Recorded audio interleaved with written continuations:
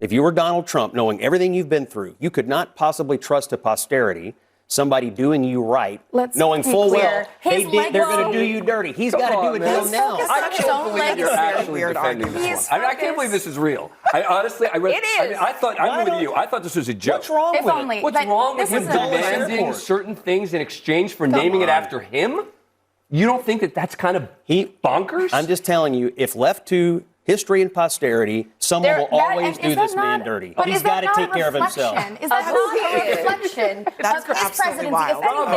If anything, his reputation and legacy if left to being people left. like Dan, he would never get anything. So the people who come after, generations like mine, if he leaves a poor reflection, if he leaves a poor legacy, that's his own doing. Yes. You don't get the thing. But you would never give a fair, like if you were in Congress, you ran for Congress. Go to a state he won and name something there. For being president of the United States. He's a two-term president. Hold on a second. He's going to get something. Presidents leave legacies. Their legacies determine whether or not people will want to honor them. If you're seeming to acknowledge that people will not want to honor Donald Trump when he leaves the presidency. And that says more about him. I'm acknowledging reality. People crap on him while he's alive. What do you think they're going to do to him when he's dead? There's a clip we have of you on CNN last August with Scott Jennings, a man I consider to be the most loathsome man on cable news. And if you don't think he has dementia, let's just discuss the time that when he was on the campaign trail that he tried to perform oral sex on a microphone. If Joe Biden did this, I hope this is what Democrats do next year. If this is the Democratic strategy, congratulations, America. You've already reelected Republican majorities as far as the eye can see. Yeah, because Trump's approval is in the low 30s.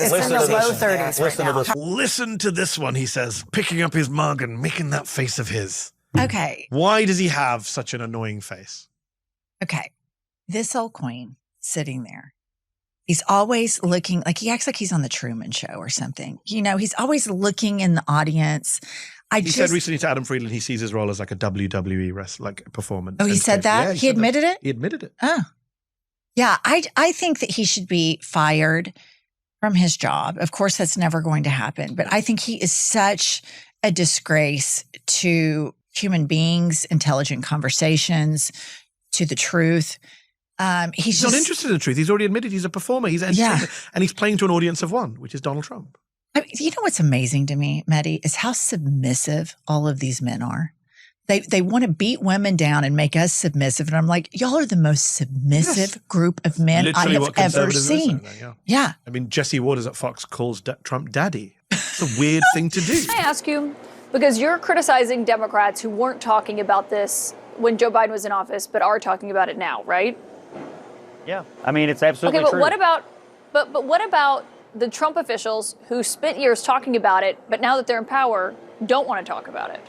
Look, I don't know what the internal conversations are at the Justice Department or at the White House about the propriety of releasing these documents. All I know is that the president has previously expressed some discomfort about the idea of releasing a bunch of files from an investigation that is closed that may contain names of people who did nothing wrong, but would be smeared if the files were become public. I mean, obviously, there were powerful people involved. I don't think anybody disputes that. And I have said repeatedly, and Bakari and I agree on this, if powerful people got away with things, we need to know that, and they do need to be brought to justice.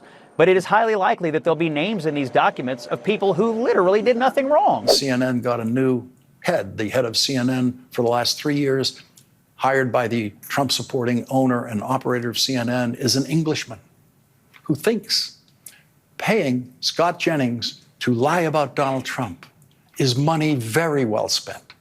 Scott Jennings, who used to be an aide to Senator Mitch McConnell, was not always a rabid, lying Trump supporter. When he first started appearing on television, he was capable of criticizing some of the more extreme Trump positions, but Scott Jennings figured out where the money is and how he could get his own podcast and decided to become the J.D. Vance of CNN.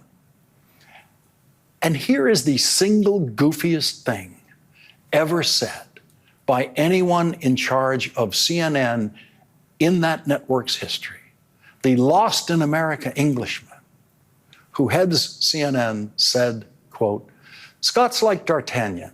He's got his sword out, and he's got about 4 Democrats against him, but he spiked them all off. That's much more like it, I think. He's a worthy opponent, as it were, for the Democrats in the room. And it makes not just good television, but also for for, in some ways, a slightly deeper testing of the ideas all the way around the table. Good television. Here's how bad that television is that they make over there. The show that Scott Jennings frequents the most is on opposite this program. And that show, on a good night, gets half of the audience of this show. This program usually has an audience triple the size of the terrible, terrible television that Scott Jennings is delivering on the absurdly degraded version of CNN, presided over by the man who thinks lying for Donald Trump on TV is an honorable pursuit and should be paid for by CNN. Scott's like D'Artagnan, he says. I'm Scott Jennings. When the Donald Trump second term is over, my career will be over as well. Anything and everything that Donald Trump does, I'm going to suck it up and lap it up like a good old boy. I'm going to lick his butt and kiss his taint no matter what it is, because that's my job. I'm Scott Jennings. After Donald Trump's second term is over, nobody's ever going to see or hear from me again. I mean, honestly, first and foremost, I have to point out that CNN is garbage, and their roundtable talks are literally the worst ever. They bring the same people on over and over again to have these fake faux intellectual conversations, and we know that Scott Jennings is always going to be ridiculous. Each and every time. That's his job. That's what he gets paid to do. And I'm serious when I say it's not just Scott Jennings, but all of these MAGA people who have built their careers and built their brands and images off of kissing Donald Trump's taint. What are they going to do when he's done? Especially considering the fact that this man has gone back on all of his promises. He's tanking the economy and has potentially just started World War III, because we're not getting out of Iran anytime soon and we're not winning that war. So, you know, again, no matter what he does, they're going to back it. And we still got 3 years left of this. So it's just going to keep going down, down, down, down, down, down, down. And so the worse it gets, including the Epstein stuff, you know, lest we not forget that. The worse it gets, the worse they're going to get. So we can just count the days. You know, we really can just count the days. There's not much else to say about Scott Jennings and his ilk. You know, defend racism, defend imperialism, defend Donald Trump lying about absolutely everything. Defend Epstein by scapegoating to Bill Clinton as if Donald Trump isn't listed in the files literally more than everybody by hundreds of times. And then they still redacted a bunch of stuff for us not to see that we're going to end up having to see anyway. 3 million files that they're not putting out. And then apparently 50 pages that they took out of the files that we did see. I'm Scott Jennings. I don't have a brain in my head. I mean, I couldn't do it. There's no way I could sit at that table and not just get up and leave out of frustration. I mean, if y'all was paying me enough, I could probably find somewhere in my soul to put up with it. But, I mean, enough said.